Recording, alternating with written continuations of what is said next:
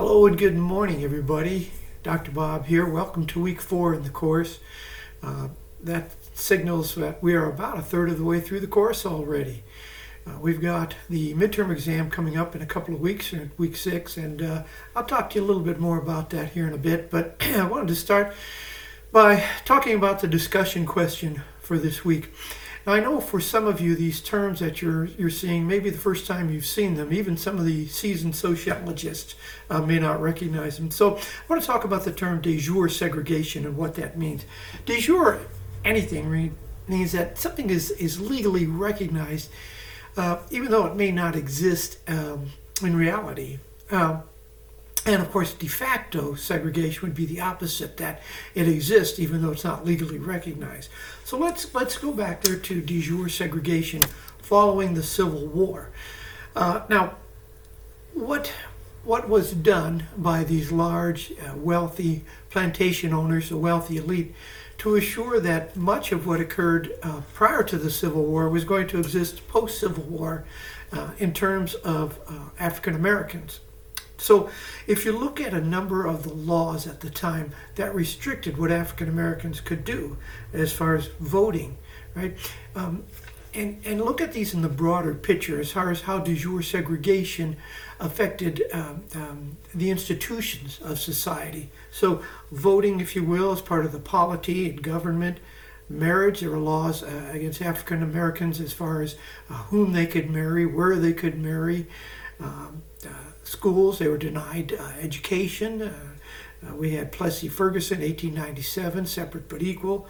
And of course, things like home ownership and job discrimination. All of these things essentially did not effectively change the lives of African Americans post-Civil War, as many thought it would.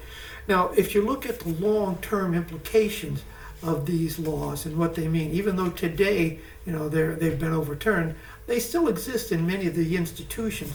One of the great books on the text is called Black Wealth, White Wealth by Oliver and Shapiro, and they talk about particularly home ownership and how home ownership, property ownership, helped to increase wealth for whites, while African Americans who were denied the opportunity to own property, to own a home, in many, many states, they're discriminated against. Even today, we see some forms of that, and how that affected black wealth.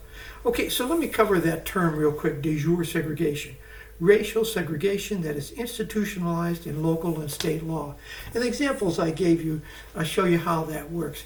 So your question then for this week is how that affected the long-term, if you will, prospects for African Americans. Another very good source, if you have the opportunity, is a film. It's rather long, but it's called Slavery by Another Name, and it hits on these very same things that we're talking about today. So that's it for the discussion board question. I did want to cover real quickly for you. A few of you do seem to be struggling a bit with the discussion questions. And I think that's primarily one, you may be overthinking it. Again, remember, I'm only looking for a few paragraphs, and I emphasize strongly to look at the learning materials, look at the chapter summaries, read your textbook, look at the PowerPoint presentation. All of these things will help you formulate your response. And as always, if you're still struggling with that way, of course, just hit me up to an email, and I will be glad to help you out with that. Finally, as I said, week 6, your midterm exam is coming up. During week 6, you will have no quizzes, no discussion board. You have the entire week to work on the midterm exam, but we'll talk about that again here as we get a little closer. So that's all I have for you this week. I hope you're all doing well. And I'm here to see you succeed, so make sure that you're staying in touch with me if there's anything I can help you with. Also, a few of you have commented about the paper that's coming up. I know that's still a number of weeks down the road, but if you have any questions, comments, concerns about the paper, it's available to you. I always encourage you to go ahead and take a look at it and start working on it. Make sure before you do, you look at the rubric and the instructions and what I'm looking for there. Okay, that's all I have for you today. I hope you all have a great week, and I'll talk to you all real soon. Thanks. Bye.